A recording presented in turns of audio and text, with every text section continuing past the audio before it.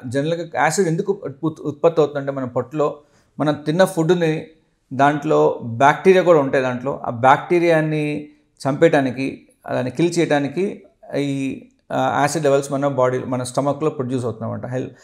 Hydrochloric acid వస్తుంటుందన్నమాట. HCL అంటాం.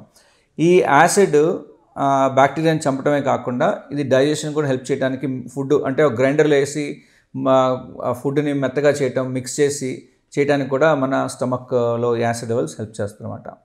So, ఈ యాసిడ్ ఎప్పుడు మన స్టమక్‌లోనే ఉంటుంది జనరల్‌గా. మన ఛాతీలోకి ఫుడ్ పైప్‌లోకి రాదు. అలా రాకుండా ఉండటం కోసము ఒక వాల్వ్ ఉంటుంది. ఆ valve between the stomach and the food pipe. Food పైప్‌కి స్టమక్ మధ్యలో వాల్వ్ ఉంటుందన్నమాట. మనం ఫుడ్ తిన్నప్పుడు ఫుడ్ పైప్‌లో నుంచి స్టమక్‌కి వెళ్ళేటప్పుడు ఆ వాల్వ్ ఓపెన్ అవుతుంది. ఫుడ్ స్టమక్‌లోకి వెళ్ళిన తర్వాత ఆ వాల్వ్ క్లోజ్ అవుతుందన్నమాట. సో దట్ ఒకటి ఫుడ్ పైకి రాకుండా ఉండటం కోసం, రెండోది యాసిడ్ కూడా పైకి రాకుండా ఉండటం కోసం ఈ వాల్వ్ ఉంటుందన్నమాట.